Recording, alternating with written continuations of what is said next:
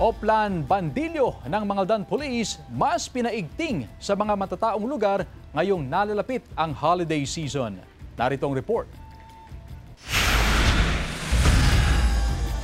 Isa sa mga pinaigting ng mga pulis ang pagpapatupad ng Oplan Bandilyo sa Mangaldan, Pangasinan. Magpaalala sa ating lahat, mag-ingat po tayo sa mga kawatan. Nakatutok daw ang pulisya sa seguridad, lalo na ang posibleng pag-atake ng mga kawatan ngayong nalalapit na ang holiday season. Ito po yung ginagawa namin para po pag mga ganitong situation na bare months, ay tumataas po yung crimes against property. Ganun.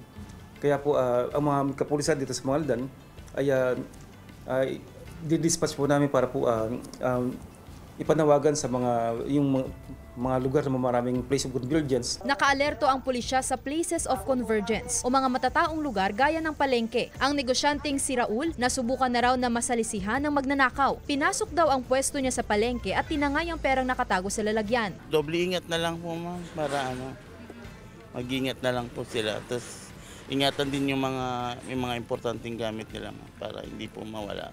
Payo ng pulisya na maging alerto rin ang publiko sa paligid upang hindi maloko o mabiktima ng kawatan. Iwasan daw na magdala ng mga malalaking halaga ng pera at mga alahas tuwing lumalabas ng bahay upang hindi matarget ng mga magnanakaw. Pag meron kita oportunidad, ando po yung krimen kasi nangyari. Ganun. Pero po ginagawa namin paraan para matanggal po yung isa sa mga crime triangulation na yun. Kasama si Henry Dominsil, Sandy Salvacio, One North, Central Luzon.